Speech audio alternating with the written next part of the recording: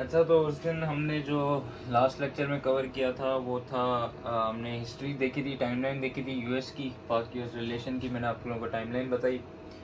फिर मैंने आपको जो था वो इंडियन फैक्टर, 3 फैक्टर बताए थे, इंडियन, अफ़गानिस्तान और चाइना फैक्टर। आज हम इंडियन फैक्टर ख़त्म करेंगे और इंशाल्लाह चाइना जो है उसका मैं आपको बताऊंगा। तो इंडियन फैक्टर में जो था, मैंने आपको दो चीज़ें, मैंने कुछ आपको डील्स लिखवाई थी, जो इनके बीच में डील्स हुई थी, जो पैक्ट्स हुए थे इनके बीच में। और उसमें मैंने आपको इंडियन फैक्टर में एक सब हेडिंग लिखवाई थी, वो थी सिक्योरिटी फैक्टर। ये सिक्योरिटी फैक्टर, इंडियन फैक्टर के नीचे सब हेडिंग आप दोगे सिक्योरिटी फैक्टर। और उसी सिक्योरिटी फैक्टर की मैंने आपको 4 से 5 डील्स लिखवाई थी, जो इसमें से मैंने आपको 2 डील बताई थी। एक थी नंबर 1 लेमाउर, जो कि 2016 में हुई थी ये डील। इसका मैंने आपको बताया था कि क्या थी, कि मिलिट्री बेसिस, जितनी भी बेसिस होंगी यूएस और इंडिया आपस में एक्सचेंज करेंगे और वो कभी भी उसको यूज़ कर सकते हैं एट एनी टाइम। 2016 में ये डील हुई थी। फिर मैंने आपको बताया कॉम कैसा डील हुई थी 2018 में, 2 साल बाद।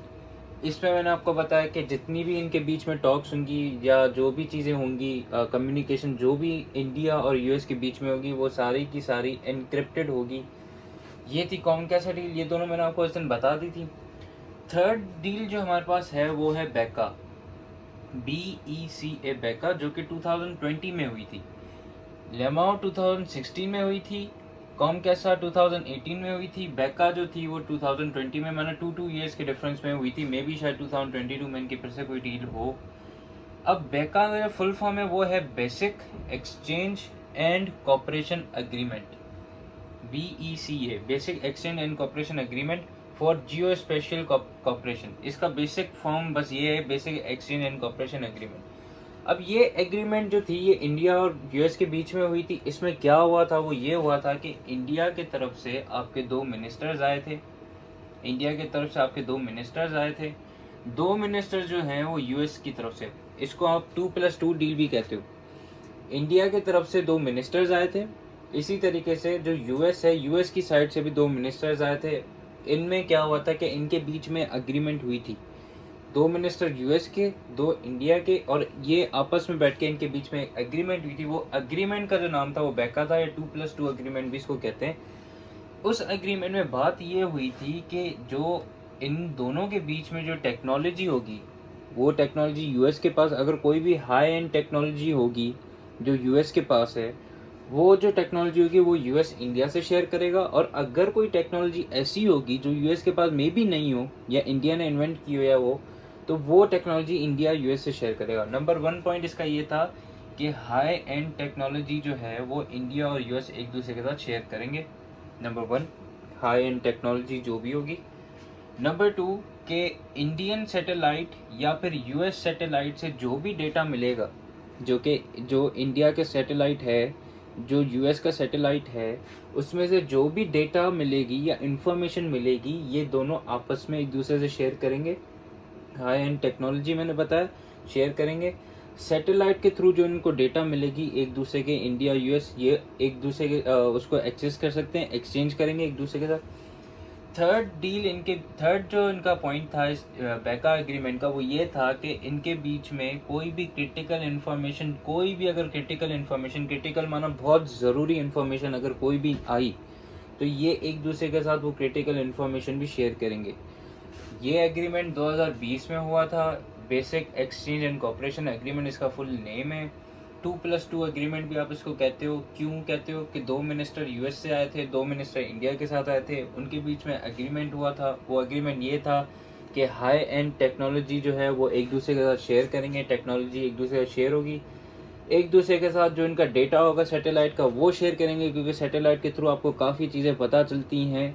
जो आपके इन्फॉर्मेशन होती है, डेटा सैटेलाइट के थ्रू ही रिसीव होता है। जो भी एक्शन हर चीज़ हो रही है वो एक दूसरे के साथ शेयर करेंगे। और कोई भी ऐसी इन्फॉर्मेशन जो क्रिटिकल होगी, फॉर एग्जांपल कि चाइना ने कोई मूव किया है जो वो सोच रहा है इन दोनों के बीच में, अब ये बात इंडिया को पता चलती है तो इंडिया यूएस से शेयर करेगा, यूएस को पता चलती है तो यूएस इंडिया के साथ शेयर करेगा। तो क्रिटिकल इन्फॉर्मेशन जो होगी वो भी ये एक दूसरे के साथ शेयर करेंगे। ये था तीसरा एग्रीमेंट जिसको आप कहते हो बेका। ये 2020 में एग्रीमेंट होता है, ये लेटेस्ट एग्रीमेंट है इनके बीच में। ये 3 पॉइंट आप लिखोगे। पहले आप इंडियन फैक्टर की हेडिंग दोगे, उसकी सब हेडिंग दोगे सिक्योरिटी फैक्टर, फिर सिक्योरिटी फैक्टर में फर्दर आप सब हेडिंग दोगे। नंबर 1 लेमा 2016 की डील, वो आप बताओगे क्या थी। कॉम कैसा क्या आप हेडिंग दोगे, सब हेडिंग 2018 उसका ईयर है, वो आप बताओगे वो क्या था। बैका मैंने अभी आपको बताया 2020 जो है, आप इसकी हेडिंग दोगे और इसमें ये सारा पॉइंट्स जो मैंने आपको बताया आप लिखोगे। चौथी हेडिंग जो आप दोगे वो आप दोगे ड्रोन की। ड्रोन की क्यों? क्योंकि ड्रोन जो हैं वो भी सिक्योरिटी फैक्टर में आते हैं कि इंडिया ने अभी तक कितने ड्रोन्स जो हैं वो यूएस से हायर किए हैं, और आपको पता है कि हमें एक शुरू से ही एक सिक्योरिटी थ्रेट है इंडिया से। तो कितने ड्रोन्स उसने हायर किए हैं, कौन सी टेक्नोलॉजी, जाहिर से होता है अगर वो यूएस से ले रहा है तो न्यू टेक्नोलॉजी होगी। तो इंडिया ने 30 आर्म्ड ड्रोन्स जो हैं वो यूएस से अभी तक हायर किए हैं, और उन ड्रोन की जो वर्थ है वो है $3 बिलियन। $3 बिलियन वर्थ ड्रोन जो हैं उसने यूएस से ख़रीदे हैं। उनकी जो वर्थ है वो $3 बिलियन है। और प्लस में ये है कि उन ड्रोन का जो नाम है वो नाम ये है, आप अगर इसको याद कर सकें, MQ-9B प्रीडेटर, ये इसका पूरा नाम है, MQ-9B प्रीडेटर। इनकी जो वर्थ है वो $3 बिलियन की। ये आप 4th हेडिंग दे दोगे। अब देखें ये हेडिंग देने की ज़रूरत, ये जो मैंने आपको बात लिखवाई ये ज़रूरत, ये आप इसलिए लिखोगे क्योंकि ये एक आर्ग्यूमेंट्स है, वैलिड फैक्ट्स एंड प्रूफ हैं। इनके बीच में जितनी डील्स थी वो मैंने आपको बताई कि इनके रिलेशन किस तरीके से कितने स्ट्रॉन्ग बनते जा रहे हैं। इंडिया और यूएस के बीच में कितने स्ट्रॉन्ग रिलेशंस हैं, इतने स्ट्रॉन्ग है कि इन्होंने इसको जो इंडिया को जो है वो $3 बिलियन के ड्रोन दी है, और न्यू टेक्नोलॉजी ड्रोन है जो कि एक थ्रेट है पाकिस्तान को। तो ये भी आप एक हेडिंग दोगे। लास्ट हेडिंग जो आप सिक्योरिटी फैक्टर में दोगे वो आप ये दोगे कि इनके बीच में मिलिट्री एक्सरसाइजेज भी हुई हैं। आपको पता है कि अगर दो स्टेट्स हैं उनके बीच में रिलेशन है, जैसे पाकिस्तान और चाइना है, उनके बीच में मिलिट्री एक्सरसाइज होती है, रशिया के साथ भी हमारी मिलिट्री एक्सरसाइज है। तो यूएस और इंडिया की भी आपस में मिलिट्री एक्सरसाइज है। एक तो मिलिट्री एक्सरसाइज कॉमनली आपको पता है मालाबार एक्सरसाइज, जो कि क्वाड की है।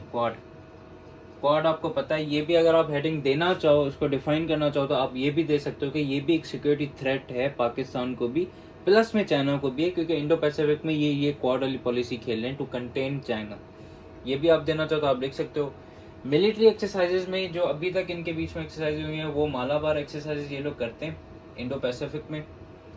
दूसरी जो इनके बीच में मिलिट्री एक्सरसाइज हुई है वो है युद्ध अभाया। युद्ध YUTH, युद्ध ABHAYS,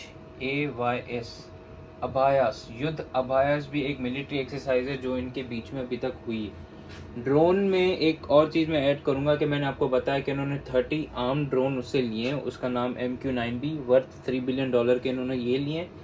दूसरा आप इसमें एक और चीज़ लिखोगे कि अभी तक इन्होंने एक हेलीकॉप्टर जो है वो भी यूएस ने इंडिया को मतलब अभी देने, अभी लिए नहीं है, मतलब इंडिया को मिलेंगे। वो हेलीकॉप्टर कौन सा है?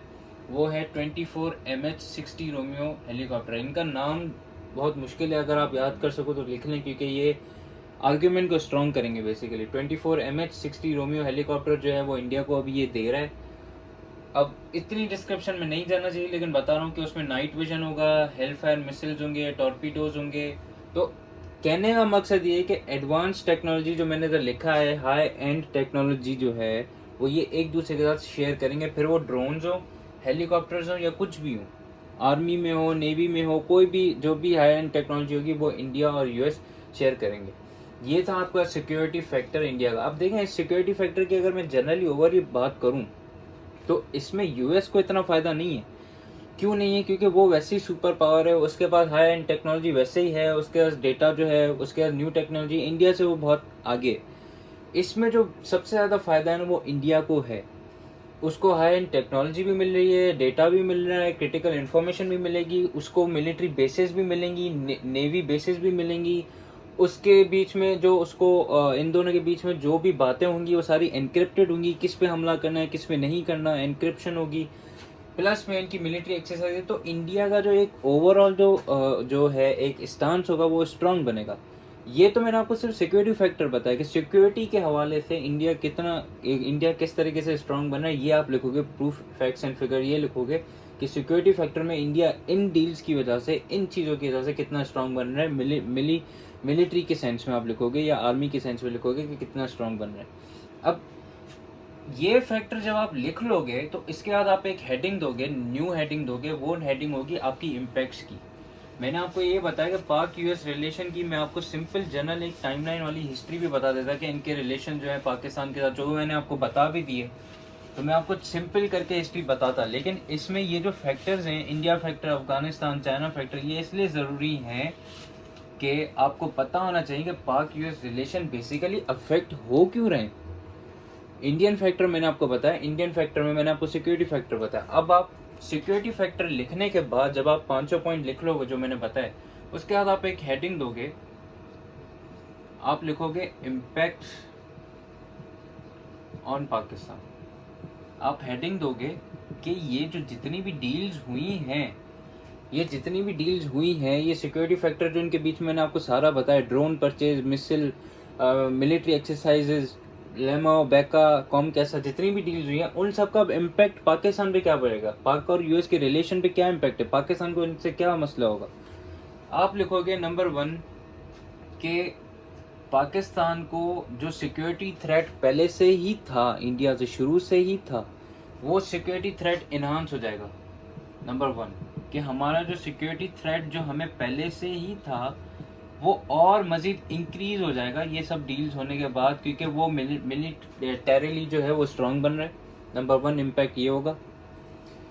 नंबर 2 आप लिखोगे कि जो ज़ीरो सम गेम है, ज़ीरो सम गेम ये एक टर्म है जिसको हम कहते हैं ज़ीरो सम गेम। इसका मतलब ये है कि अगर आपका एनिमी जो है उसको फ़ायदा हो रहा है, या if your enemy gains then it is a loss for you. अगर आपका एनिमी जो है उसको फ़ायदा हो रहा है, उसको गेन हो रहा है, तो वो चीज़ आपके लिए लॉस है। फॉर एग्जांपल अगर मैं और दो बंदे हैं, फॉर एग्जांपल एक है पर्सन ए और दूसरा है पर्सन बी, इन दोनों के बीच में जो है ये एक वायलेंस है, माना इन दोनों के बीच में एक झगड़ा है, किसी भी चीज़ की वजह से झगड़ा है, वायलेंस इनके बीच में शुरू से रहा है। अब मैं कहता हूँ कि पर्सन ए को जो है सपोर्ट मिलती है लोगों की, सारे जितने भी लोग हैं वो सारे पर्सन ए को सपोर्ट करते हैं, बोलते हैं कि भाई पर्सन ए बिल्कुल सही है, हमारी सपोर्ट पर्सन ए को है। पर्सन बी को किसी की सपोर्ट नहीं है, अभी आप एक दूसरे के दुश्मन है, तो इसको आप कहोगे ज़ीरो सम गेम। क्यों? क्योंकि पर्सन ए को जो है वो गेन हो रहा है, गेन कैसे कि इसको लोगों की सपोर्ट मिल रही है, लेकिन पर्सन बी के लिए ये लॉस है। पर्सन ए के लिए तो ये गेन हो गया, लेकिन पर्सन बी के लिए क्या है, ये लॉस है, तो इसको आप कहते हो जीरो सम गेन। इसी तरीके से वाइस वर्सा कर दें, अगर पर्सन बी को गेन हो रहा है तो ये पर्सन ए को लॉस है, तो इसको आप कहते हो जीरो सम गेन। तो इम्पैक्ट इन पाकिस्तान में आप पहले लिखोगे सिक्योरिटी थ्रेट आपका बढ़ गया, दूसरा आपका जो जीरो सम गेम है वो एग्जिस्ट करेगा। वो कैसे एग्जिस्ट करेगा? अगर तो यूएस ने इंडिया को सपोर्ट किया है तो ये पाकिस्तान के लिए लॉस है, इंडिया के लिए तो फायदा है लेकिन पाकिस्तान के लिए लॉस है। इसी तरीके से अगर तो यूएस जो पाकिस्तान को अगर सपोर्ट करता तो वो फाइनली जो है वो इंडिया के लिए भी लॉस होता। तो ये एक जीरो सम गेम है जो आप लिखोगे कि इम्पैक्ट में, कि this is a zero sum game, कि इसमें जो है हमारा एनिमी है, दी गेन आप यहाँ पे लिखोगे the gain of my enemy is my loss. आपके एनिमी को अगर गेन होगा तो ये आपके लिए लॉस है। सेकंड इम्पैक्ट ये। थर्ड इम्पैक्ट ये कि साउथ एशिया में जो एक बैलेंस ऑफ पावर होगी, बैलेंस ऑफ पावर जो होगी वो आपकी हर्ट हो जाएगी। बैलेंस ऑफ पावर कैसे हर्ट होगी कि भाई उसको यूएस सपोर्ट कर रहा है सिक्योरिटी उसमें प्लेटफॉर्म में, टोटली ऑल ओवर जो बैलेंस ऑफ पावर एक बनी हुई थी साउथ एशिया में, वो आपकी बैलेंस ऑफ पावर जो है वो डिस्प्लेस हो जाएगी, एक इनस्टेबिलिटी जो है वो निकल आएगी। फिर से वही बात हो जाएगी, जीरो सम गेम, इधर वही बात हो रही है, लेकिन बैलेंस ऑफ पावर भी थर्ड पॉइंट आप लिखोगे कि बैलेंस ऑफ पावर जो है वो आपकी हर्ट हो जाएगी, वो भी आपकी खत्म होगी। जो एक पावर होगी, जो साउथ एशिया में एक बैलेंस बना हुआ है, वो आपका बैलेंस खत्म हो जाएगा। क्यों? क्योंकि उसका सपोर्ट यूएस की, यूएस क्या है, यूएस एक सुपर पावर है, उसकी जो सपोर्ट होगी उसकी वजह से आपकी जो बैलेंस ऑफ पावर होगी ये होगी। ये सिक्योरिटी थ्रेट, ये मैंने इम्पैक्ट जो बताए तीन बताए, लेकिन अभी इनको मजीद मैं एक्सप्लेन करूंगा और भी इम्पैक्ट बताऊंगा। एक और फैक्टर है, वो एक्सप्लेन करने के बाद इन तीन फैक्टर्स को, इम्पैक्ट्स को हम मजीद आगे भी एनहांस करेंगे। दूसरा, एक पहला जो फैक्टर था वो सिक्योरिटी फैक्टर था, दूसरा फैक्टर की आप हेडिंग दोगे वो था पॉलिटिकल फैक्टर।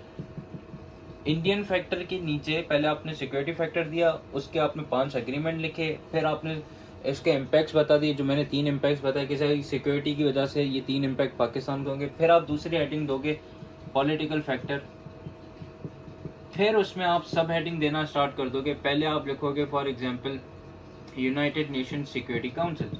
पॉलिटिकल फैक्टर की कैसे जितने भी इंटरनेशनल फॉरम्स हैं वहाँ पे जो चलती है वो बेसिकली पॉलिटिक्स वहाँ पे एक तरीके से रन होती है। वो कैसे होती है वो मैं एक्सप्लेन करता हूँ। देखिए, मैंने आपको यूनाइटेड नेशन के लेक्चर में इन दी एंड बताया था कि कुछ स्टेट्स हैं जो कि चाहते हैं कि हम P5 स्टेट्स में आए। P5 स्टेट्स माना वीटो, हमें वीटो पावर मिले। कुछ स्टेट्स हैं, उन कुछ स्टेट्स में से जो एक स्टेट है वो इंडियन है। इंडिया चाहता है कि हमें जो P5 जो वीटो पावर है हमें वहाँ पे मेंबरशिप मिले, P5 स्टेट्स में मेंबरशिप मिले। अब P5 मेंबर में मैंने आपको क्राइटेरिया बताया था यूनाइटेड नेशन में कि अगर उनको मेंबरशिप, किसी भी स्टेट को अगर P5 में मेंबरशिप चाहिए तो वो कैसे मिलेगी कि ये पांचों के पांचों मेंबर्स जो हैं ये राजी हों, इन पांचों के पांचों मेंबर्स को अग्री करना है। अगर कोई नया, फॉर एग्जांपल जितने भी 5 मेंबर्स हैं ये पांचों कह देते कि हाँ भाई हमें मसला नहीं है, इंडिया को आप ऐड कर दो, तो इंडिया मेंबर हो जाएगा इसका। ये मैंने आपको बताया था। तो यूएस की यूनाइटेड नेशन सिक्योरिटी काउंसिल में जो सपोर्ट है इंडिया को, यूएस ने उसको फुल सपोर्ट किया हुआ है कि मैं चाहता हूँ कि आप P5 वीटो में, P5 पावर में आप मेंबरशिप हासिल करो। और ये मैंने आपको यूनाइटेड नेशन सिक्योरिटी काउंसिल में बताया था कि इंडिया इसका मेंबर क्यों नहीं बन सकता। वो इसलिए नहीं बन सकता क्योंकि वहाँ पर चाइना बैठा है, चाइना उसको नहीं है। लेकिन आप पॉलिटिकल फैक्टर में ये बात लिखोगे कि इंडिया जो है वो चाहता है कि वो P5 मेंबरशिप हासिल करे, और उसमें उसकी मदद कौन कर रहा है, उसमें उसकी मदद जो कर रहा है वो यूएस कर रहा है, उसको फुली सपोर्ट कर रहा है। तो पॉलिटिकल फैक्टर है नंबर 1 पॉइंट आप ये लिखोगे यूनाइटेड नेशन सिक्योरिटी काउंसिल का कि P5 वीटो जो मेंबर्स हैं उसमें इंडिया मेंबरशिप चाहता है, और उसको सपोर्ट कौन कर रहा है, यूएस उसको सपोर्ट कर रहा है। ठीक है, पहला पॉइंट ये। दूसरा पॉइंट ये है कि आप एक इंटरनेशनल फोरम लिखोगे NSG, इसका फुल फॉर्म है nuclear supplier group. Full form है इसका न्यूक्लियर सप्लायर ग्रुप NSG। इसका जो मोटिव है NSG का वो ये है कि non proliferation of nuclear nukes, non proliferation of nuclear nukes. इसका मतलब ये है कि जितने भी न्यूक्लियर न्यूक्स हैं, न्यूक्लियर वेपन्स हैं, उनकी आप नॉन प्रोलिफरेशन करो। नॉन प्रोलिफरेशन का मतलब ये कि उनको आप स्प्रेड होने से रोको, ख़त्म करो उनको। प्रोलिफरेशन, अगर मैं सिंपल टर्म प्रोलिफरेशन कहूँ तो इसका मतलब होता है स्प्रेड, किसी चीज़ की स्प्रेडनेस, कोई चीज़ स्प्रेड हो रही है। अगर मैं नॉन लगा रहा हूँ तो ये मतलब कि ये जितने भी न्यूक्लियर न्यूक्स हैं इनकी स्प्रेड को आप रोको, इनको बढ़ने नहीं दो। इसका मोटिव ये है न्यूक्लियर सप्लायर ग्रुप का।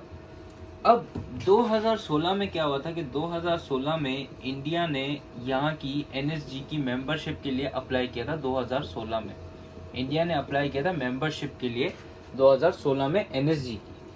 अब अगर इंडिया यहाँ का मेंबर बन जाता है, और क्योंकि आपको पता है कि मैंने आपको बताया कि यूएस जो है वो सुपर पावर है, और यूएस की जो हेज मनी है वो इंटरनेशनल फोरम्स पे है, नो डाउट उसकी है, क्योंकि वो सुपर पावर है। वो सबसे ज़्यादा बजट यूनाइटेड नेशंस का जो आता है वो यूएस ही देता है, तो वो एक हेजमॉन है इंटरनेशनल फोरम से, उसकी चलती है क्योंकि उसकी इकोनॉमी स्ट्रांग है, उसकी पावर है, उसके पास मिलिट्री है। उसने बहुत दफ़ा मिलिट्री जो है वो यूनाइटेड नेशन सिक्योरिटी काउंसिल को अपनी दी है।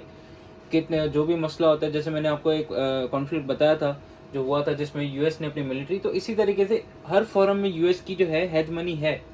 2016 में जो है इंडिया ने मेंबरशिप के लिए अप्लाई किया था, और अगर इंडिया यहाँ का मेंबरशिप बन जाता है तो इंडिया तो जाहिर सी बात है यही बात कहेगा ना कि भाई साउथ एशिया में नॉन प्रोलिफरेशन आप सबसे पहले करवाएं। क्यों? क्योंकि साउथ एशिया में पाकिस्तान भी है, इंडिया भी है, लेकिन पाकिस्तान भी है। अगर तो पाकिस्तान के लिए नॉन प्रोलिफरेशन अगर हो जाती है, पाकिस्तान को कहते हैं कि भाई आप न्यूक्स अपने ख़त्म करो, पाकिस्तान तो रिजेक्ट करेगा। अगर रिजेक्ट करेगा तो आपके ऊपर क्या सैंक्शंस लगेंगे, सैंक्शंस आपके ऊपर लग जाएंगे। अगर तो पाकिस्तान अपने न्यूक्लियर न्यूक्स जो है वो ख़त्म कर देता है तो जो हमारा जो एक स्ट्रॉन्ग स्टैंड शुरू से ही बना हुआ है वो हमारा ख़त्म हो जाएगा। क्योंकि अगर हम न्यूक्लियर स्टेट रहेंगे ही नहीं, हम अपने न्यूक्लियर न्यूक्स ख़त्म कर देंगे, तो हमारे पास तो है, कोई भी बंदा आके हमें थ्रेट कर सकता है, इजीली थ्रेट कर सकता है। अभी जो हमारा एक स्ट्रॉन्ग स्टांस है वो बेसिकली किसकी वजह से, इन न्यूक्लियर न्यूक्स की वजह से ही है। अगर तो इंडिया वहाँ का मेंबर बन गया तो इंडिया तो यही कहेगा ना कि आप सबसे पहले साउथ एशिया में नॉन प्रोलिफरेशन करवाओ, किसकी, न्यूक्लियर न्यूक्स की, और उसमें पाकिस्तान आता है। अगर पाकिस्तान की नॉन प्रोलिफरेशन हो गई न्यूक्लियर न्यूक्स की, तो हमारा जो एक स्टांस है वो वीक हो जाएगा, वीक स्टांस बनेगा, और हमें एक थ्रेट, वही जो मैंने आपको इम्पैक्ट का बताया कि हमें एक सिक्योरिटी थ्रेट और मजीद बढ़ जाएगी इंडिया की तरफ से। तो ये भी एक समझो एक पॉलिटिकल फैक्टर है जो इंडिया और यूएस कंबाइनली कर रहा है पाकिस्तान के खिलाफ, ये है। तीसरा जो पॉइंट अगर मैं यहाँ पे ऊपर लिखूँ, तीसरा पॉइंट ये है कि आप देखोगे FATF, financial action task force, financial action task force, ये टॉपिक मुझे कवर करवाना था लेकिन ये मैं आपको इंशाल्लाह करवाऊंगा। अब देखें फैटफ की जो है ना, पाकिस्तान जो है अभी फैटफ की ग्रे लिस्ट में, पाकिस्तान जो है फैटफ की जो है अभी ग्रे लिस्ट में है, ग्रे लिस्ट में, अंडर द ग्रे लिस्ट, ठीक है। इसका जो अभी जो ग्रे लिस्ट में है, अभी रिसेंटली एक आर्टिकल आया था, मेरे ख्याल से अगस्त के एंड में था या फिर सितंबर के स्टार्ट में, माना इन्हीं डेट्स में भी आया था, रिसेंटली 2021 का ही आर्टिकल है। वो आर्टिकल आया था फैटफ के ऊपर। उस आर्टिकल में लिखा हुआ था कि पाकिस्तान को फैटफ ने 27 ऑब्जेक्टिव दिए थे, पाकिस्तान को फैटफ ने 27 ऑब्जेक्टिव दिए थे। उन्होंने ये कहा था कि भाई हम आपको 27 ऑब्जेक्टिव्स दे रहे हैं, इन 27 ऑब्जेक्टिव्स को अगर आप फुलफिल करते हो तो हम आपको ग्रे लिस्ट से निकाल देंगे। फैटफ ने ये बात कही कि 27 ऑब्जेक्टिव्स मैं आपको दे रहा हूँ, अगर आप इनको पूरा करते हो तो मैं आपको ग्रे लिस्ट से निकाल दूंगा। पाकिस्तान की रिपोर्ट जब आई, उस आर्टिकल में लिखा था कि पाकिस्तान ने 27 में से 26 ऑब्जेक्टिव जो हैं वो पूरे कर दिए, लेकिन स्टिल उसको ग्रे लिस्ट में रखा गया, उसको निकाल नहीं रहे। और अभी इसकी जो मीटिंग है फैटफ की, वो सितंबर एंड अक्टूबर में इसका सेशन है, अभी होगी इसकी मीटिंग। तो 27 ऑब्जेक्टिव दिए थे, जिसमें से 26 ऑब्जेक्टिव जो है पाकिस्तान ने पूरे कर लिए, लेकिन स्टिल ग्रे लिस्ट में है। और मज़े की बात यह है कि कुछ स्टेट्स हैं जिन्होंने जो है वो 26 से भी कम ऑब्जेक्टिव्स पूरे किए। कुछ स्टेट्स हैं ऐसे भी हैं जिन्होंने 26 से भी कम ऑब्जेक्टिव पूरे किए और फैटफ ने उनको ग्रे लिस्ट से निकाल दिया। पाकिस्तान ने तो 27 ऑब्जेक्टिव पूरे किए, सिर्फ एक ऑब्जेक्टिव रहा हुआ है। और ऐसे स्टेट्स भी एग्जिस्ट करते हैं जिन्होंने 26 से भी कम ऑब्जेक्टिव्स पूरे किए और उन्हें ग्रे लिस्ट से निकाला गया, लेकिन पाकिस्तान को नहीं निकाला गया। तो हैंस यहाँ से आप कंक्लूड कर सकते हो कि ये एक पॉलिटिकल फैक्टर है जो कि पॉलिटिकली गेम खेल रहा है इंडिया और यूएस, इंडिया यूएस की मदद से गेम खेल रहा है कि वो पाकिस्तान को अभी तक ग्रे लिस्ट से नहीं निकाल रहा, उसको अभी तक ग्रे लिस्ट से नहीं निकाला। तो ये भी एक पॉलिटिकल फैक्टर आप लिख सकते हो। और वो चाहता है, वो फर्दर चाहता है कि मैं जो हूँ पाकिस्तान को ग्रे लिस्ट से शिफ्ट करवाऊँ ब्लैक लिस्ट में। ब्लैक लिस्ट का मतलब ये है कि आपसे कोई भी मुल्क ट्रेड वगैरह नहीं करेगा, जैसे नॉर्थ कोरिया, कोई भी मुल्क आपके साथ ट्रेड नहीं करेगा, कोई भी आपकी जो करेंसी होगी वो डिवैल्यू हो जाएगा, आपकी करेंसी की कोई वैल्यू नहीं रहेगी। तो ये तीसरा पॉइंट है पॉलिटिकल फैक्टर जो फैटफ में आपका कवर होता है। चौथा पॉइंट जिसकी अगर मैं बात करूं, जिसकी मैं अगर यहाँ पे एनएसजी वाला पॉइंट, सिक्योरिटी काउंसिल वाला पॉइंट में हटा रहा हूँ, चौथा पॉइंट जिसकी अगर मैं पॉलिटिकल फैक्टर में बात करूं तो वो आ जाता है आपका अफगानिस्तान।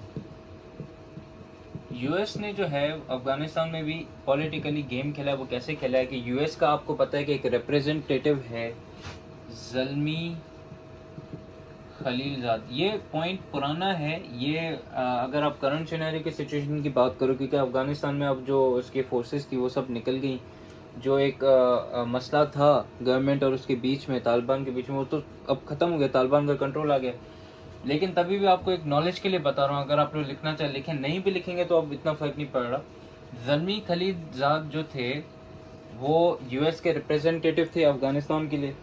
ज़ल्मी खलीलजाद ने एक स्टेटमेंट पास की थी। उस स्टेटमेंट में उसने ये कहा कि जो मीडिएशन है ना, जो मीडिएशन है अफ़गान गवर्नमेंट और अफ़गान तालिबान के बीच में, जिनकी वजह से अफ़गानिस्तान में शुरू से ही एक वायलेंस रहा है, तो वो जो मेडिएशन है between the Afghan government and the Afghan Taliban वो इंडिया करे। ज़ल्मी खलीलजाद ने ये कहा कि अफगान गवर्नमेंट एंड अफगान तालिबान के बीच में जो मीडिएशन है वो कौन करे? इंडिया करे।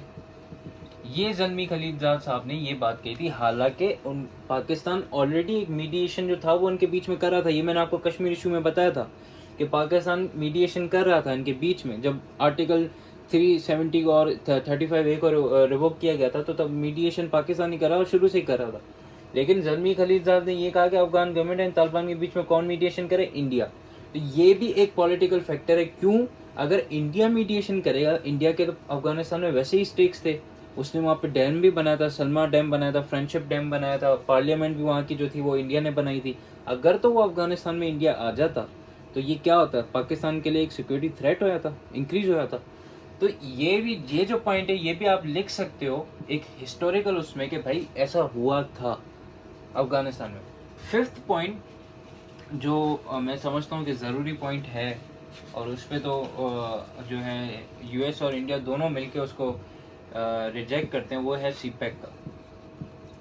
सीपैक, अब सीपैक को रिजेक्ट क्यों करते हैं?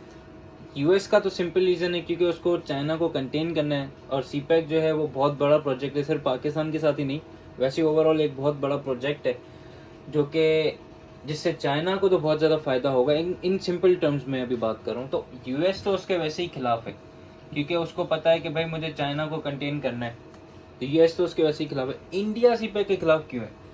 इंडिया ये कहता है कि भाई आपने जो सीपैक प्रोजेक्ट आपने बनाया है, वो जो सीपैक प्रोजेक्ट है वो गिलगित बल्तिस्तान से पास होता है, ठीक है, गिलगित बल्तिस्तान से पास होता है। और आपको पता है कि गिलगित बल्तिस्तान जो है वो एक डिस्प्यूटेड टेरिटरी है, डिस्प्यूटेड टेरिटरी है। तो आप जो सीपैक यहाँ से पास करा रहे हो, हम इस सीपैक को, हम इस चीज़ को नहीं मानते। क्यों? क्योंकि गिलगित बल्तिस्तान जो है वो डिस्प्यूटेड टेरिटरी है। आप सीपैक का प्रोजेक्ट यहाँ से पास नहीं कर सकते जब तक कि इस टेरिटरी को आप हल करो। इनिशियली उसका जो पॉइंट है वो बेसलेस है क्योंकि वो पाकिस्तान के अंडर है। इस तरीके से तो हम भी क्लेम करते हैं कि आप जो कश्मीर में वायलेंस कर रहे हो वो भी बेसलेस है, आप क्यों वायलेंस कर रहे हो? तो इंडिया ये पॉइंट कहता है कि आप जो गिलगित बल्तिस्तान से डिस्प्यूटेड जो आप सीपैक जो आपका गिलगित बल्तिस्तान से पास होता है वो गलत है। वो क्यों गलत है? क्योंकि वो एक डिस्प्यूटेड टेरिटरी है। तो ये भी एक पॉलिटिकल फैक्टर है। अगर तो हमने सीपैक को भी क्रॉस कर दें, अगर हम उसको भी ख़त्म कर दें तो हमारे पास तो कोई और चांस है ही नहीं क्योंकि हमारे पास जो है IMF के जो लोन्स हैं वो हमारे बढ़ते जा रहे हैं। एक यही है जो हमारी इकोनॉमी बूस्टर एज अ काम करेगा सीपैक। दूसरा, हमारे पास जो एनर्जी क्राइसिस है वो हमारे पास ख़त्म होंगे। तीसरा, हमारे पास जो इंफ्रास्ट्रक्चर है वो भी यहाँ से इंक्रीज़ होगा। अगर हम सीपैक ही ख़त्म कर देंगे तो हमारी बेसिक नीड जो है वो ये 3 ही है, और ये अगर हमारी 3 नीड्स पूरी नहीं होंगी तो हम जो है आगे प्रोग्रेस नहीं कर पाएंगे। तो ये सबसे ज़्यादा इंपॉर्टेंट फैक्टर है। यूएस तो इसके वैसे ही खिलाफ है क्योंकि वो चाइना कंटेन करना चाह रहा है। इंडिया ये बात कहता है कि भाई गिलगित बल्तिस्तान एक डिस्प्यूटेड टेरिटरी है, हेंस आप सीपैक की पॉलिसी को ख़त्म करें। ये था।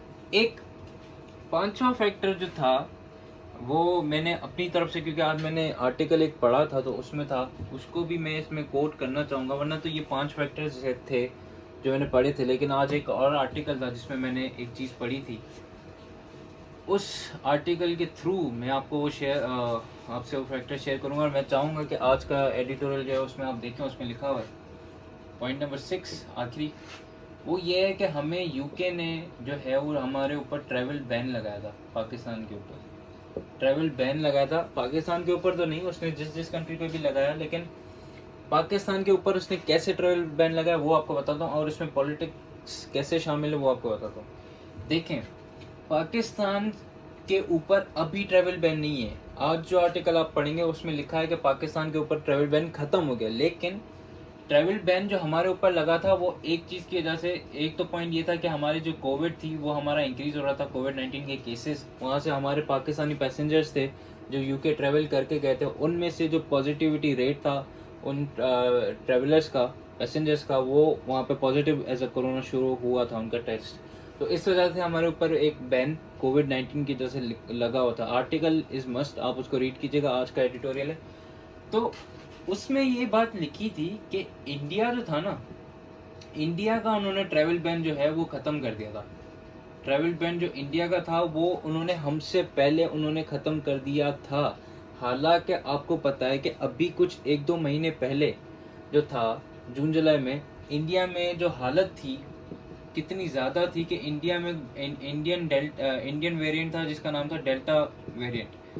वो इतना फैल गया था कि इंडिया में एक दिन में 10-10 लाख केसेस आ रहे थे कोरोना वायरस के। उसके बावजूद भी उन्होंने इंडिया का ट्रैवल बैन जो हमसे पहले ख़त्म किया। हालांकि उन्होंने एक और सोर्स वहाँ पे उस एडिटोरियल में शो की थी, जिसका नाम मुझे सही याद नहीं है, इकोनॉमिस्ट था शायद। इकोनॉमिस्ट ने पाकिस्तान को डिक्लेयर किया है कि ये one of the best country है जिसने जो है कोविड-19 को जो है वो रोका है, कंट्रोल किया है। हालांकि इकोनॉमिस्ट खुद कहता है ये बात, और इन्होंने इंडिया का ट्रैवल बैन पहले हमसे हटाया। हालांकि उधर डेल्टा वेरिएंट सबसे ज़्यादा स्प्रेड हो रहा था, ऑक्सीजन जो था वहाँ पे ख़त्म हो गई थी, कोविड के केसेस हमसे डबल थे वहाँ पे। स्टिल इन्होंने उनका ट्रैवल बैन पहले ख़त्म किया और हमारा उन्होंने अब जाके ख़त्म किया। तो ये भी आप लिख सकते हो कि ये भी एक पॉलिटिकल फैक्टर है जिसमें इंडिया इन्वॉल्व था, इनडायरेक्टली इन्वॉल्व था। तो ये थे 6 पॉलिटिकल फैक्टर्स जो मैंने आपको बताए। सिक्योरिटी फैक्टर हमने कर लिए, हमने इम्पैक्ट्स देखे सिक्योरिटी फैक्टर के। पॉलिटिकल फैक्टर मैंने आपको बताया 6, वो क्या थे वो मैंने आपको बता दिए। अब लास्टली जो है वो आप इसके भी इम्पैक्ट सिर्फ देखोगे। अगर आप इम्पैक्ट्स को कंबाइन करके लिखना चाहो, जो मैंने 3 इम्पैक्ट्स पहले बताया, zero sum game, security threat, balance of power, वो आप लिखना चाहो तो आप वो भी बेशक लिख लें। अब इसके इम्पैक्ट सिंपल हैं। इम्पैक्ट्स में आपको सिंपल ये करना है ऑन पाकिस्तान, इम्पैक्ट्स में सिंपली आपको सिर्फ ये लिखना है, ये बात करनी है, वो ये है कि जो मैंने अभी आपको ये जो 6 पॉइंट्स बताए, आपको एक एक पॉइंट का बस इम्पैक्ट बताना है। फॉर एग्जाम्पल, अगर मैंने आपको अफगानिस्तान का पॉइंट अभी बताया कि ज़रमी खलीलजाद साहब ने ये कहा था कि इंडिया मीडिएशन करे, तो आप यहाँ पे लिखोगे कि भाई पाकिस्तान के लिए ये again as a security threat होगा। फिर उसको फर्दर आप डिफाइन करोगे क्यों होगा सिक्योरिटी थ्रेट। वो इसलिए होगा कि इंडिया के ऑलरेडी स्टेक्स जो थे वो अफगानिस्तान में प्रेजेंट थे और वो वहाँ पे वैसे ही इंटरेस्टेड है वहाँ पे आने के लिए, ताकि वो इनडायरेक्टली पाकिस्तान में इन्वॉल्व हो, इनडायरेक्टली पाकिस्तान में इन्वॉल्व हो। और इन्वॉल्व होगा तो क्या होगा, इनस्टेबिलिटी क्रिएट होगी। ये आप लिखोगे पहला पॉइंट, समझाने के लिए आपको करूँगा आप किस तरीके से लिखोगे। दूसरा पॉइंट आप ये लिखोगे कि अगर यूनाइटेड नेशन सिक्योरिटी काउंसिल में इसको मेंबरशिप मिल गई, इंडिया को परमानेंट मेंबर वहाँ का बन गया, P5 स्टेट बन गया, तो पाकिस्तान के लिए ये बहुत बड़ा एक डैमेज होगा। क्यों होगा? क्योंकि हम लोग 73 ईयर्स से कश्मीर इशू पे लड़ रहे हैं, कश्मीर इशू पे हम लोग लड़ रहे हैं, और हमारा जो सारा स्टांस है कश्मीर के ऊपर, वो सारा का सारा हमारा ख़त्म हो जाएगा अगर ये मेंबर बन गया। परमानेंट बनेगा नहीं बनेगा, लेकिन आपको उस एग्जामिनर को बताना है, क्योंकि आपने उधर पॉइंट लिखा है अगर ये बन गया तो कश्मीर इशू पे जो हमारा स्टांस है वो ख़त्म हो जाएगा सिंपली। तीसरा पॉइंट मैंने आपको बताया कि भाई अगर वो NSG का मेंबर बन गया, न्यूक्लियर सप्लाई ग्रुप का, तो आप फिर से लिखोगे कि जो साउथ एशिया रीजन है, साउथ एशियन रीजन, वहाँ पे जो है एक इनस्टेबिलिटी क्रिएट हो जाएगी। इनस्टेबिलिटी किस में क्रिएट होगी? बैलेंस ऑफ पावर में इनस्टेबिलिटी क्रिएट हो जाएगी। आप ये लिखोगे, इसका इम्पैक्ट सिंपली 2-3 लाइनों में आपको लिखना है, ये आप लिखोगे। इसी तरीके से हमने जो चौथा यूके ट्रैवल बैन का, तो मैं उसमें नहीं कहूँगा आप लिखें उसमें, क्योंकि उसका ऐसा कोई इम्पैक्ट वगैरह नहीं बनता, क्योंकि हमने उस ट्रैवल बैन से हम लोग निकल आए। अगर मैं चौथे उसकी बात करूँ फैटफ की, तो फैटफ का भी इम्पैक्ट आप ये लिखोगे कि इंडिया चाहता है, क्योंकि मैंने आपको बताया कि इंडिया चाहता है कि हम ग्रे लिस्ट से शिफ्ट हो जाएं, किसमें? ब्लैक लिस्ट में। और अगर हम ब्लैक लिस्ट में शिफ्ट हो गए तो वर्ल्ड की जितनी भी इकोनॉमीज़ हैं जो अभी हमसे ट्रेड कर रही हैं, उनकी ट्रेड हमसे ख़त्म हो जाएगी, हमारे करेंसी है वो डीवैल्यू हो जाएगी, हमारे रिसोर्सेज और जो हैं थोड़े बहुत इंपोर्ट्स एक्सपोर्ट्स, ये हर चीज़ हमारी ख़त्म हो जाएगी अगर हम ब्लैक लिस्ट में आ गए। और मैंने आपको FATF का पॉइंट सबसे ज़्यादा ज़रूरी है, क्योंकि उसमें मैंने बताया कि कंडीशंस हमने 26 उनकी पूरी की हैं 27 में से। तो ये बात याद रखिए, ये बहुत इंपॉर्टेंट पॉइंट है और ये अभी का पॉइंट है 26। अभी इनकी मीटिंग होगी सितंबर अक्टूबर में, तो फिर देखते हैं क्या होता है। लेकिन इंडिया की पॉलिसी ये है कि वो हमें ग्रे लिस्ट से ब्लैक लिस्ट में शिफ्ट करना चाहता है, और ये पॉलिटिकल फैक्टर्स है, और ये आप ओवरऑल इम्पैक्ट लिखोगे, 3 इम्पैक्ट वो, और ये इस तरीके से ये 4 से 5 इम्पैक्ट आप इन्हीं पॉइंट में से निकाल के आप लिखोगे। तो ये था आपका इंडियन फैक्टर पूरा, कि सिक्योरिटी फैक्टर इंडिया में क्या था, वो जो 5 से 6 डील्स आपको बताएं वो आप लिखोगे। सब हेडिंग देके उन डील्स के लिए 3-3 4-4 लाइनें आप लिखोगे। उसके बाद आप उसके इम्पैक्ट्स बताओगे कि सिक्योरिटी फैक्टर ये इम्पैक्ट्स क्या थे, वो 3 पॉइंट्स आप लिखने हैं, उनको थोड़ा सा आपको डिस्क्राइब करना है। फिर आप बताओगे पॉलिटिकल फैक्टर क्या है। पॉलिटिकल फैक्टर मैंने आपको 5 से 6 पॉलिटिकल फैक्टर्स लिखवाए, वो लिखोगे। और फाइनली आप लिखोगे इम्पैक्ट्स ऑन पाकिस्तान पॉलिटिकली। वो ये है कि सिक्योरिटी थ्रेट हो जाएगी, इंस्टेबिलिटी, यूनाइटेड नेशन में अगर वो आ गया तो हमारा कश्मीर इंस्टांस खत्म हो जाएगा। न्यूक्लियर सप्लायर ग्रुप में अगर उसको मेंबरशिप मिल गई तो साउथ एशियन में वो सबसे पहले इंस्टेबिलिटी क्रिएट करेगा। और जो जिसमें जैसे OIC वगैरह है ऑर्गेनाइजेशन है, वो तो वैसे ही हमारी ऑलरेडी क्रम्बलिंग ऑर्गेनाइजेशन है, ख़त्म है, उनका वैसे ही कोई रोल नहीं। अगर वो जो है वो ऑर्गेनाइजेशन मज़ीद ख़त्म हो जाएंगी, OIC वगैरह ख़त्म हो जाएंगी बिल्कुल, अगर वो NSG का मेंबर बन गया। और लास्टली आप FATF का लिख लीजिएगा कि वो चाहता है कि हम ग्रे लिस्ट में हों, और ग्रे लिस्ट से ब्लैक लिस्ट में, और अगर हम ब्लैक लिस्ट में अगर हम आ गए तो हमारी ट्रेड, हमारी इकोनॉमी, हमारी जो करेंसी है वो बिल्कुल ही ख़त्म हो जाएगी, और हमारे पास जो भी है सारा जो हमारा जिस पे हम डिपेंड करते हैं वो यही है, जिस पे अभी पाकिस्तान जो है हम लोग चल रहे हैं वो यही ख़त्म हो गया, तो हमारे पास कुछ भी रिसोर्स वगैरह नहीं बचेंगे। हाँ, एक और पॉइंट लास्टली वो है CPEC का, ये ज़रूरी है। इसका आप इम्पैक्ट ये लिखोगे कि अगर CPEC ख़त्म हो गया तो मैंने आपको 3 पॉइंट्स बताए थे कि हमारे पास एनर्जी क्राइसिस हैं, वो हमारे पास बढ़ते जा रहे हैं, ख़त्म नहीं हो रहे, वो ख़त्म नहीं होंगे। इंफ्रास्ट्रक्चर जो है वो हमारे पास वैसे ही नहीं है, पहले ही ख़त्म हुआ है, क्रम्बलिंग है, वो और क्रम्बल होगा इंफ्रास्ट्रक्चर। और इसी तरीके से जो हमारी इकोनॉमी है, जो कि ऑलरेडी डिप्रेस्ड इकोनॉमी हमारे पास अभी है कोविड की वजह से भी, वैसे भी, और IMF वगैरह के हमें वैसे ही लोन्स देने, तो वो जो हमारी इकोनॉमी है वो भी हमारी डिप्रेस ही रहेगी और मज़ीद डिप्रेस होती जाएगी। तो ये आप पॉइंट्स लिखोगे इम्पैक्ट में। 5 आपके पॉइंट्स ये हो गए, 3 आप वहाँ से लिखोगे, आपके टोटल 8 इम्पैक्ट के पॉइंट हो गए। आप ओवरऑल हेडिंग पर बेशक दे देना आखिर में इम्पैक्ट ही, उसमें आप लिख लेना। ये था आपका इंडियन फैक्टर।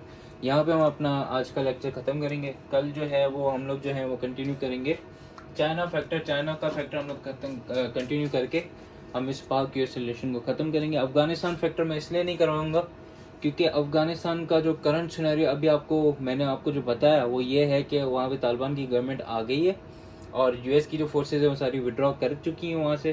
तो अब मैं नहीं समझता कि पाक US रिलेशन में